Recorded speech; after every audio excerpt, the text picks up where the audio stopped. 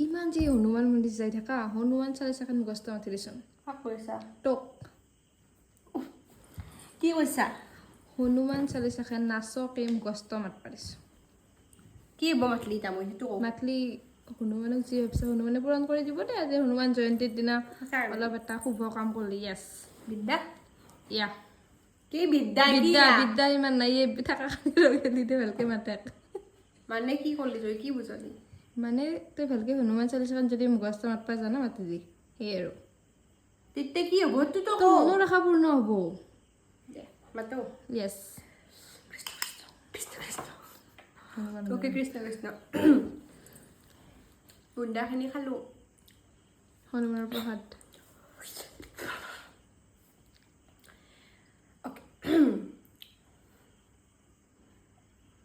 শ্ৰী গুৰু চৰণ পদ্ম স্মৰি মনে মনে কোটিবাৰ প্ৰণাম হওক গুৰুৰ চৰণে শ্ৰীৰাম চৰণ পদ্ম কৰিয়া স্মৰণ চতুৰ্বৰ্গ ফল যেন লভ অনুক্ষণ বুদ্ধিহীন ময়তী পৱন কুমাৰ গুচোৱা মনৰ ক্লেশ মনৰ বিকাৰ জয় জয় হনুমান গুণৰ সাগৰ জয় হে কপিছ প্ৰভু দয়াৰ আধাৰ শ্ৰীৰামৰ দূত তুমি অতি বলৱান অঞ্জনাৰ পুত্ৰ তুমি পৱন সুত নাম মহাবীৰ বজৰংগী তুমি হনুমান কুমতি নাখিয়া কৰা সুমতি প্ৰদান কাঞ্চন বৰণ তজু তুমিহে শুবে কৰ্ণত কণ্ডল শোভে কুচি কুচিকে ধ্বজা বজ্ৰ সভা কৰে হস্তত তোমাৰ কান্ধে সভা কৰে গদা সুন্দৰৰ ভাৰ অপৰূপ বাহু তব পৱন নন্দন মহাতেজ জ্যোতিৰূপ জগত বন্দন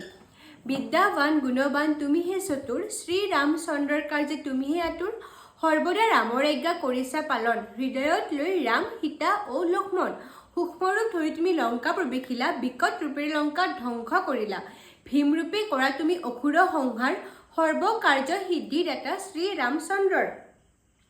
সঞ্জীৱন আনি তুমি জীয়ালা লক্ষ্মণ ৰঘুবীৰ তাৰেবে আনন্দিত মন ৰঘুনাথে দিলে তোমাক আলিংগন দান কৰে ভাতৃস্থান ভৰত সমান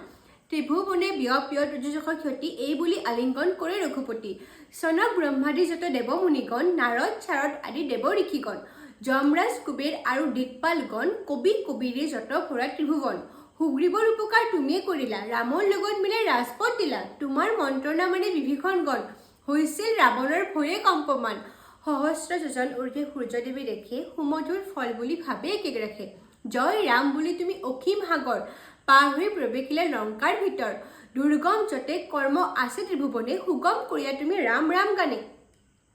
শ্ৰীৰামৰ দ্বাৰৰক্ষী ৰামচন্দ্ৰৰ দ্বাৰে তজু অনুমতি বিনা সোমাব নোৱাৰে শৰণ লৈনো প্ৰভু আজি যে তোমাৰ ভৱভূৰে ৰক্ষা কৰা বিপদে আমাৰ নিজ শক্তি নিজে প্ৰভু কৰা সম্বৰণ তোমাৰ হুংকাৰতে কম্পে ত্ৰিভুৱন ভূত প্ৰেত পিশাচেদি আহিব নোৱাৰে মহাবীৰ তজুনাম সেই সদা স্মৰে